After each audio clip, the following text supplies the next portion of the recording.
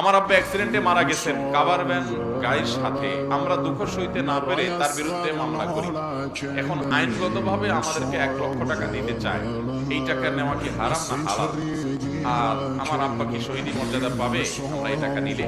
মারা গেছে যার গাড়িতে অ্যাক্সিডেন্ট করে, তার কাছ থেকে 1 লক্ষ টাকা জরিমানা আদায়ের যদি বিচারিক ফায়সালা হয়, সেটা নেওয়া জায়েজ হবে কি? ইসলামী শরিয়ার বিধান আমরা যদি শুনি অনেকে অবাক হয়ে যাবে। সুবহানাল্লাহ। এই বিধান রোড অ্যাক্সিডেন্ট কমানোর জন্য যে কত বড় কার্যকর, এটা যদি আমাদের সমাজে কার্যকর হতো তো রোড অ্যাক্সিডেন্ট দেখতেন যে বেশিরভাগ হতো না।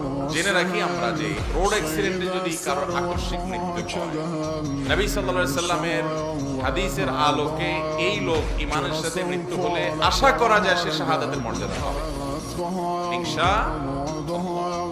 কারণ নবী সাল্লাল্লাহু আলাইহি সাল্লাম বলেছেন আশ-শাহীদু খামসুন, কোন কোন আছে আশ-শাহীদু সাবউন আও তিসউন গায়রু শাহীদি ফি সাবিলিল্লাহ।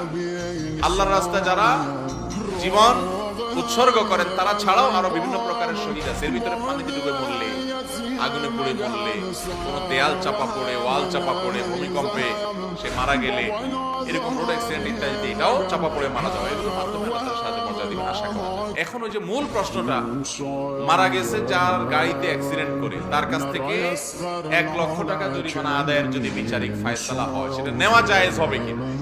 এর উত্তর হলো ইসলামী শরিয়ার বিধান আমরা যদি শুনি অনেকে অবাক হয়ে যাবে। সুবহানাল্লাহ। এই বিধান রোড অ্যাক্সিডেন্ট কমানোর জন্য যে কত বড় কার্যকর, এটা যদি আমাদের সমাজে কার্যকর হতো তো রোড অ্যাক্সিডেন্ট দেখতেন যে বেশিরভাগ হতো না। যদিও রোড অ্যাক্সিডেন্টের জন্য সবসময় গাড়িওয়ালারাই দায়ী না। আমাদের দেশে রোড অ্যাক্সিডেন্ট হলে কেউ ধরেন মারা গেল বা কেউ আহত হলো, গাড়ির নিচে চাপা পড়ে, চোখ বন্ধ করে আমরা গাড়িওয়ালাকে ধরে তোলা শুরু করি। ঠিক না ঠিক? এটা আমাদের অনেক বড় অবিচার। সব সময় গাড়িওয়ালাদের দোষ থাকে না ভাই, বরং অনেক অ্যাক্সিডেন্ট বিশেষ করে দৌড় দিতে গিয়ে যে গাড়ির নিচে পড়ে, এগুলো বেশিরভাগই ওই পথচারীর দোষ, গাড়িওয়ালার দোষ থাকে না। উল্টা পাল্টা যদি আপনি দৌড় দেন, গাড়িওয়ালা চাইলে যখন ব্রেক করতে পারেন না, হার্ড ব্রেক, অতিরিক্ত হার্ড ব্রেক করলে গাড়ি উল্টে সব যাত্রী সহ মারা যেতে পারে। চাইলেই তিনি ব্রেক করতে পারেন না, কিন্তু অনেক পথচারী আছে দেখা দেখি নেই, দেয় তো এরপর অ্যাক্সিডেন্ট। যাই হোক, যদি চালকের ভুলের কারণে মানুষ মারা যায়, চালকের ভুলের কারণে, তাহলে এটাকে বলা হয় ইসলামের শরীয়তে খতা বা ভুলবশত হত্যা।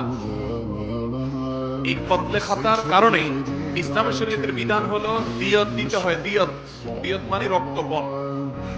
এই রক্তপণটা কত জানেন? 100 উটের মূল্য। কত উটের মূল্য? 100 উটের মূল্য।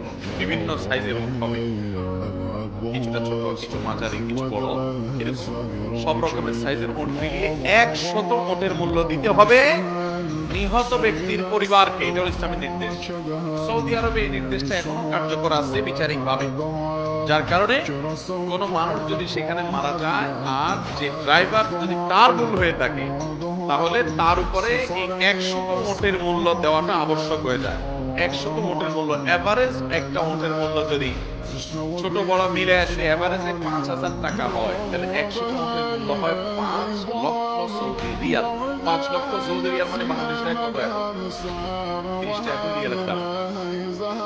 5 লক্ষ 30 দিয়ে গুণ দিলে কত দাঁড়াবে? 1.5 কোটি টাকা একজনের জন্য।